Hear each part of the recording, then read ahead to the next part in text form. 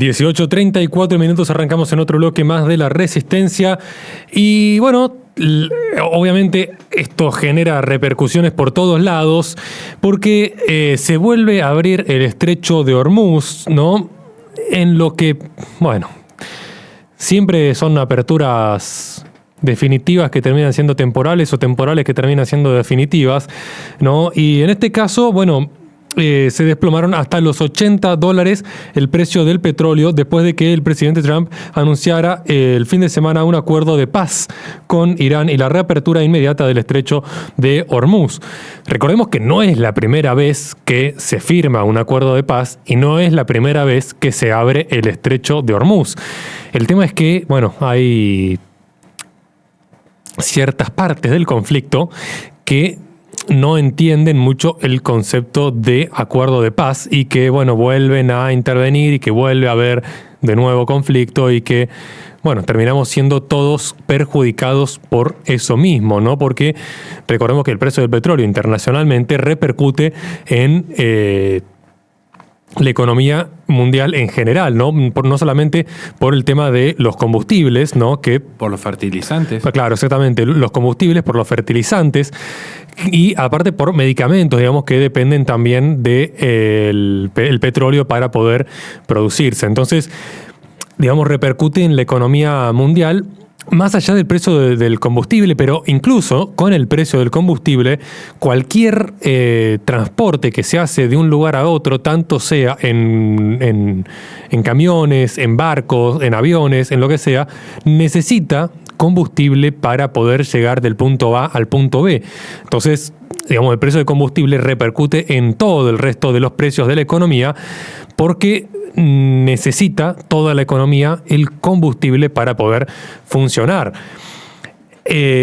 Particularmente, bueno, lo que vemos es que no hay una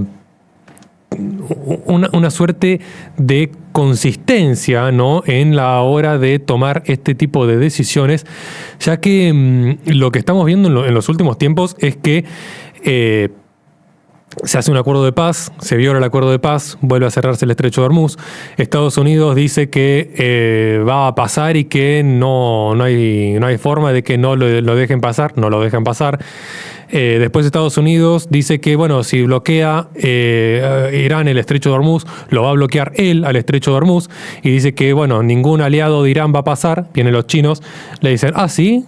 ¿No nos vas a dejar pasar? Vamos a ver. Pasan los chinos y Estados Unidos tiene que abrirlo porque no quiere meterse en un conflicto con los chinos, ¿no? Entonces lo que vemos es un tira y afloja y un Estados Unidos devaluadísimo, diría yo, en su palabra, ¿no? Porque antes, hace no mucho tiempo, Estados Unidos decía A y se hacía A.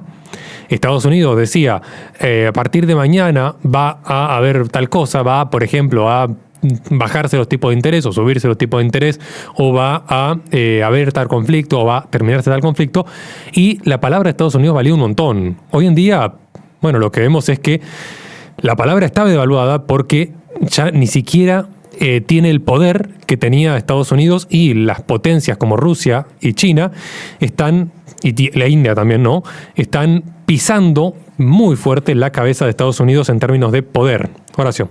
Sí, y ahí tenemos que recordar también, no sé si nos escuchamos bien. Sí. Bien, fantástico. Que cuando se han dado los acuerdos de paz, no ha sido particularmente, y lo dice alguien que combate abiertamente el islamismo, no han sido particularmente naciones islámicas los que han fracturado esos acuerdos de paz. ¿Me permitís que te lea simplemente una noticia que acaba de salir hace 18 minutos? Sí. Y te entra qué hacer. Netanyahu sobre Irán. La lucha no ha terminado.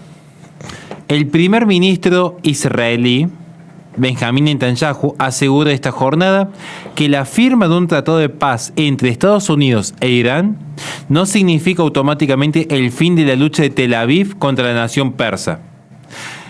Dice, la lucha no ha terminado, tendremos que seguir vigilando y defendiéndonos siempre que sea necesario. Curiosamente, una nación que se defiende, pero vemos que en cada defensa sus límites se expanden. Sí. Es como raro, me recuerda mucho a 1984, cómo le llaman... La manipulación del lenguaje. y le llaman paz a la guerra, es muy gracioso porque no dicen que se están defendiendo, pero yo me defiendo del vecino, pero invado su casa. Es extraño. Bueno, en ese sentido, Estados Unidos con Trump ha sido honesto y ha cambiado el nombre de su Ministerio de Defensa a Ministerio de Defensa, Ministerio de Guerra. Pero el tema es que acá vemos siempre que el sionismo por detrás son los principales responsables de toda esta industria armamentística que se sostiene en guerras totalmente innecesarias.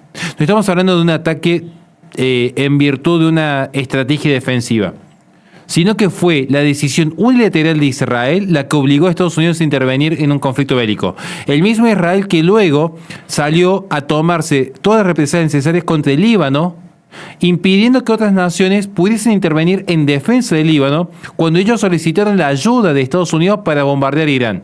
Es decir, con los países más pequeños, Israel se muestra como potencia, y con los países más grandes, Israel se muestra como el dueño de la perrita donde está Trump, toda la nueva derecha incluida, y Estados Unidos con sus impuestos pagando un genocidio sostenido en tierras del Oriente Medio. Y la gente que tiene miedo a hablar de esto. Porque acá es más simple salir a ponerse siempre del lado de la corrección política impuesta por los dueños de los medios de comunicación, que alguna vez tener un poco de testosterona y decir, esto es una barbarie. Lo haga la izquierda o lo haga la derecha, es una barbarie. Porque en definitiva acá se están matando criaturas inocentes y se olvidan que hizo falta que simplemente llegue al poder un extremista islámico en, por ejemplo, Siria, para que veamos cómo el extremismo islámico no es el problema. Porque después tenemos a la derecha que te dice, no, es que los musulmanes son los malos. ¿Perdón? ¿Y qué hacemos con Trump abrazando a un yihadista?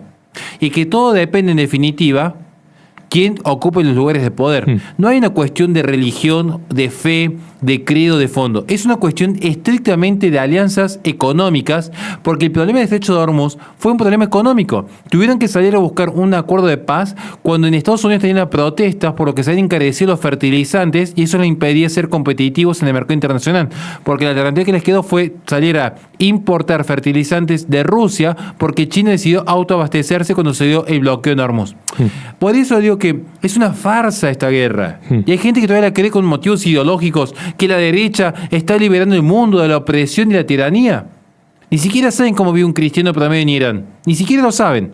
Pero opinan como si supiesen, siendo que los que se mueren no son precisamente los opineros, los que opinan de Twitter, sino los que están allá padeciendo el sionismo.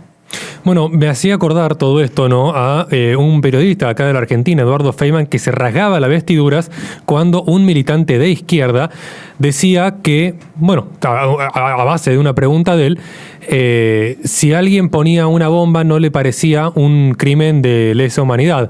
Y el militante de izquierda le dijo, bueno, depende quién la ponga a esa bomba.